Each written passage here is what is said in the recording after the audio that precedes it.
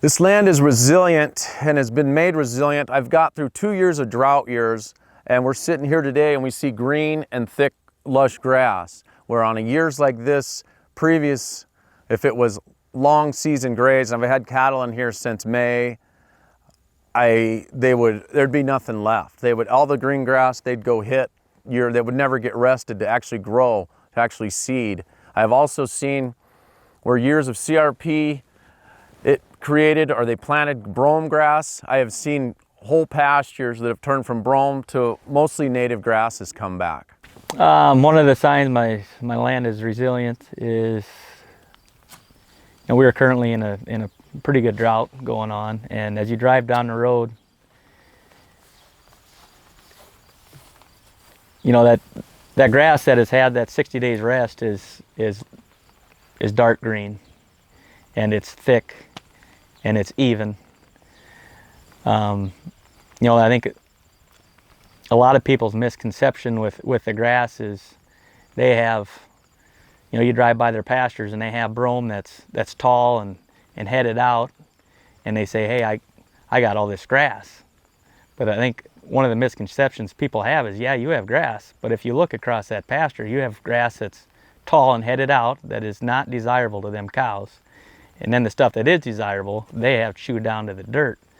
So, that's where the big groups of cows come into play, and the small paddocks. You clip all that and you have a nice, even, lush stand when you get done. Yeah, I mean, as you've seen, my ground is pretty resilient, but what does resilience mean to me? I guess resilience to me is being able to withstand major weather events. Is the more resilient your ground is to that, is it to different weather events is a good thing. Resiliency to me is, I guess, producing as much or at least as much beef production as it did the year before.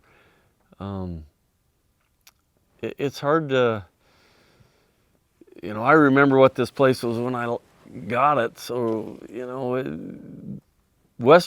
this country's resilient. This nature in itself is resilient. You look at stuff that's happened years ago and I think, God, it growed back and it's healing up. But I guess I don't know. It does most of it on its own if you give it a chance. That's probably the biggest thing. Resiliency means that it will not go backwards at its first test, I think. And when it's dry and you see stuff growing, it's surprising because you kind of don't expect it to. And that would be it. Fire got away a few years ago and hit a pasture that was overgrazed and went around it. And there wasn't even forage there to burn. And that's the kind of stuff that would have a lot of trouble growing this year. Or you look at the prairie dog towns, the soil heats up so fast that it can't grow grass even because it's bare. So I guess resiliency and health would be able to see that in a dry year. Resilience in our land, boy, that's a tough question. What do we see? This year we're in a drought. We're in a dry year. And so our land is holding out. We look greener today than I ever thought we would. Our land down in Dual County, I think it looks bad. Amy will go out and drive by. Oh, it's not that bad. You'll be okay. She talks me off the ledge. And I worry about that. And hopefully, and we're still not perfect. We're not going to blow sunshine. We're not perfect. And so it's still not where I'd like to see it, but if we can be drought resistant and if we can still get a crop every year, that's big in our world. Still be here next year. I guess signs that our land is resilient is that you can still make a crop in the wet years and in the dry years. Being resilient is being strong and being able to get through the extremes, I guess. We see that a lot as far as this year being a drought. We didn't have much rain, and so it didn't have much chance to really grow. But when it got some rains, it really greened up and took off, and stuff that we had grazed started growing, and it's ready to take off when Mother Nature allows it. I think one of the signs of resilience is the ability to withstand and recover from drought. This spring was really dry, and you don't normally get, we're filming this in the middle of July. You don't normally get moisture this time of year out here. But we rested a lot of the pastures. We didn't graze too tight on the ones that we did utilize. And resilience to me means look at how fast they rebounded after getting a little shot of rain. I think the sign that the land is resilient, maybe more than about anything, is the amount of runoff you're getting. If you have a good stand of grass and good thatch on it, your runoff is really minimized, and it should be pretty clear. And then the other thing is even during dry periods, because if you capture that rain, you're going to still have some green grasses. There's some of these species that are dang tough and will green up with almost no moisture. And so your resilient pasture lands will have that. And they'll also have a good mix of legumes. That was one thing we didn't discuss much today, but the number of native legumes I've found is quite baffling, because when I walk out there, I'm going, dang, we don't have clover really. We don't have a lot of the stuff that the eastern guys have where they get rain. You know, we can't go plant red clover, white clover and get it to grow.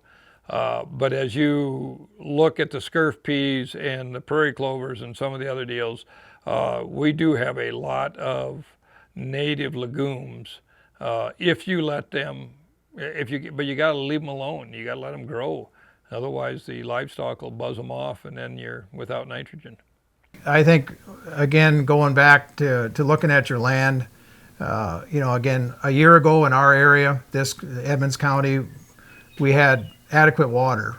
We had good growing conditions. It was probably not perfect, probably not all favorable at all times of the year, but we had really good growing conditions. So, this year, transitioning from a year where there was good growth, good crops, all that, to having a fall last year that got fairly dry, to having a winter last year that had some snow early, but really no snow cover for the most of the winter, and a very mild winter at the same time.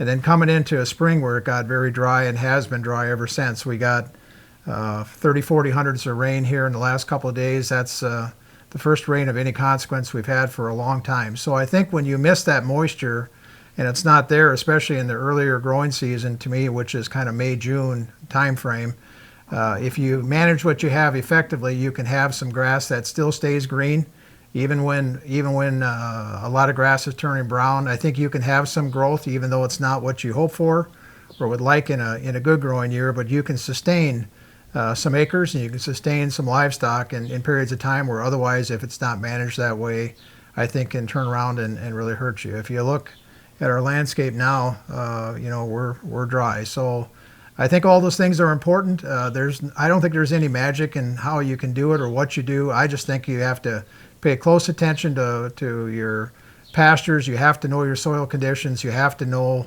what grows and what doesn't grow. And I think you have to be flexible in your approach, and it'll work.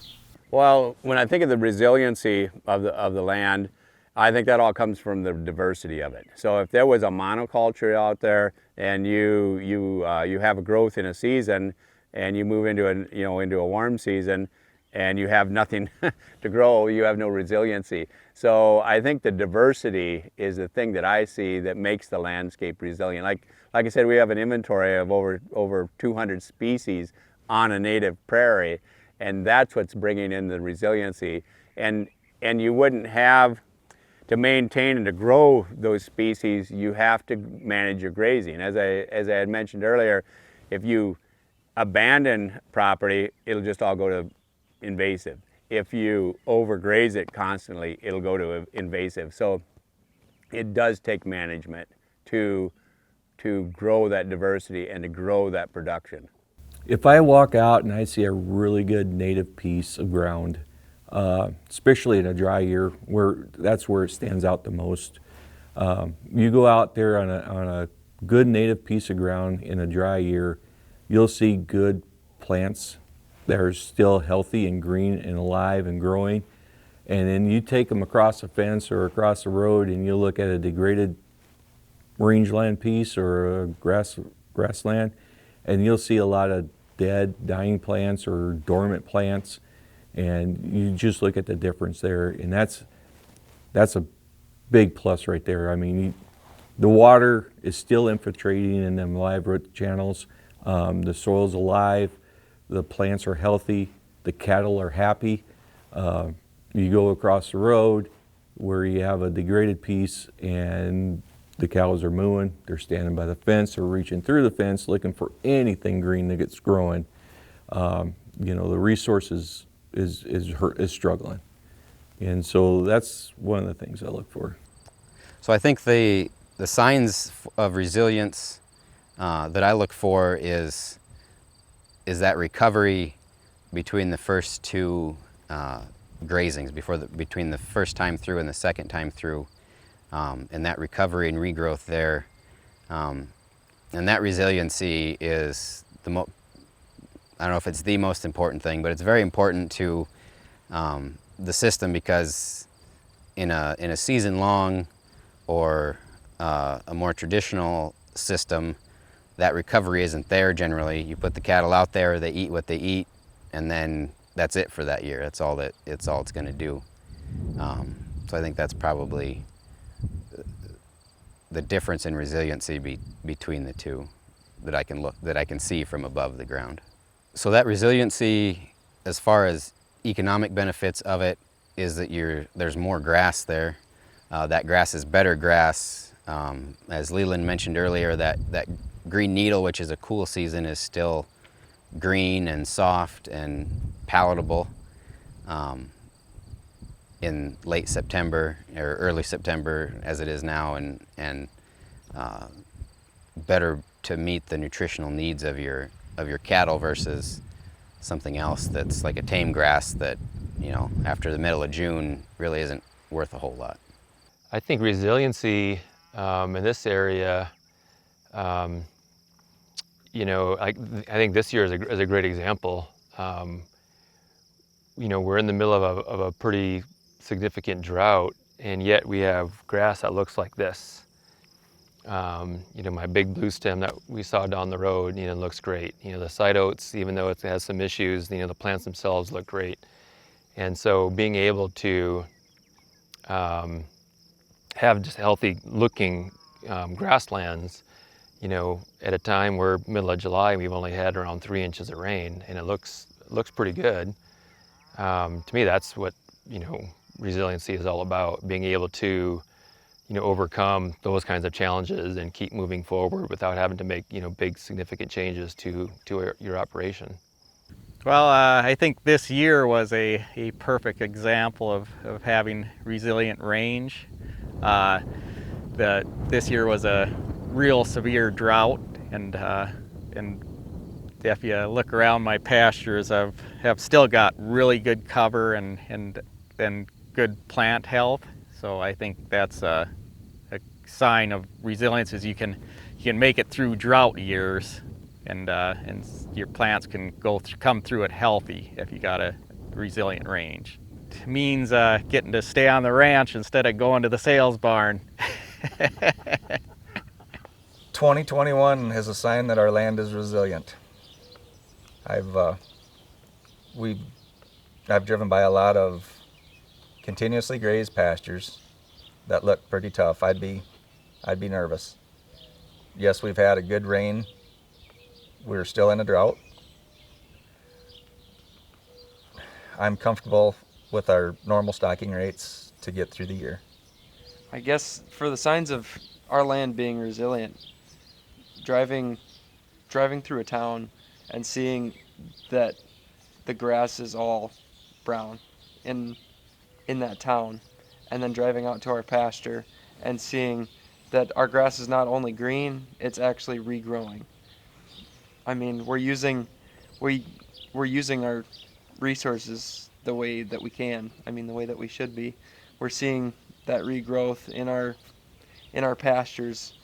We're seeing that when we're digging down in the soil that there's still moisture there, even in a drought, even in super dry conditions. So I guess those are the indicators for me.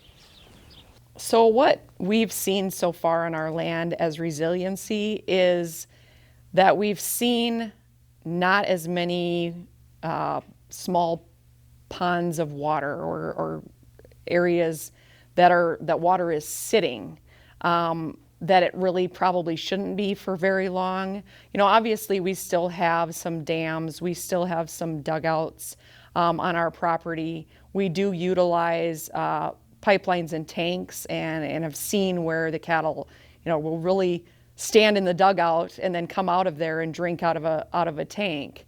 But we've seen less water just sitting. We know our infiltration rate is better.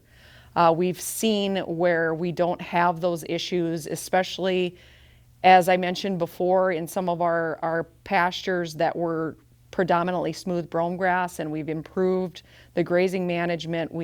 We're getting plants that are sending roots down deeper than what our cool season invasive species were doing. And so we've seen where the infiltration rates have got to be better because that water isn't sitting. And then we might go a few miles from our place to a neighbor that maybe doesn't have that type of grazing management, and their pasture would be flooded in certain years, where ours just a few miles away would look green and healthy, and you know, we know that the water is infiltrating. I guess what resilient means to me is probably like this year when we're in a dry cycle, that still have a lot of good growing grass. That the soil is healthy and it's taken in, has used all the moisture that we have received.